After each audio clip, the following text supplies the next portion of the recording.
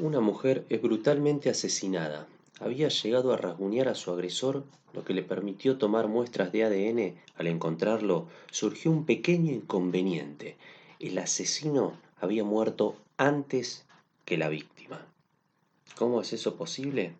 Bueno, hay una manera. Este misterioso caso real del mundo forense podría haber salido de la página de cualquier novela de detectives. Una mujer había sido brutalmente asesinada en Londres y se había encontrado material biológico debajo de las uñas, algo que indicaba que posiblemente había arañado a su agresor justo antes de morir. Se analizó una muestra de ese material y el resultado fue comparado con la Base Nacional de Datos Británicas de ADN y rápidamente se halló una correspondencia. La primera sorpresa que se observó es que el supuesto asesino era una mujer. Igualmente el problema es que el estudio de ADN identificó una mujer que había sido asesinada 3 semanas antes de la muerte de la supuesta víctima. La probabilidad de que dos personas no emparentadas tengan perfiles idénticos es menor a la de una en 1000 millones. ¿Qué era lo que había pasado?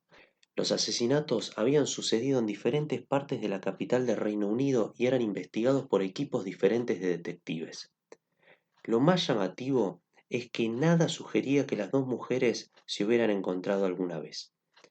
La primera idea fue que quizás los restos de uñas de la segunda víctima habían sido mal etiquetados o en realidad pertenecían a la primera mujer, pero pronto se pudieron observar las muestras y no era el caso.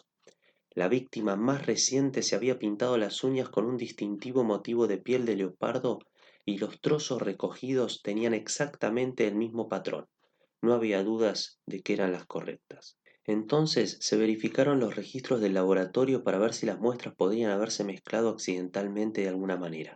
Sin ninguna señal de conexión entre ellas, el escenario más probable era que las muestras se habían mezclado contaminado en el único lugar obvio en el que habían estado juntas, el laboratorio forense. Las dos mujeres habían estado en la misma morgue.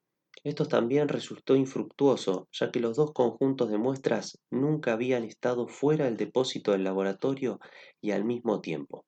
En cualquier caso, varias semanas habían pasado entre el análisis de los primeros y los segundos trozos de uñas y habían involucrado a diferentes miembros del equipo forense.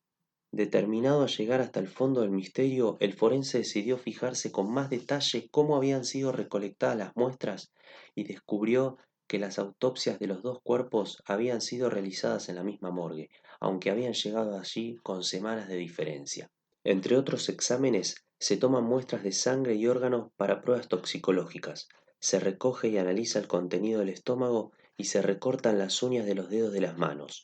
Luego de mucha investigación apareció la respuesta posible: las tijeras.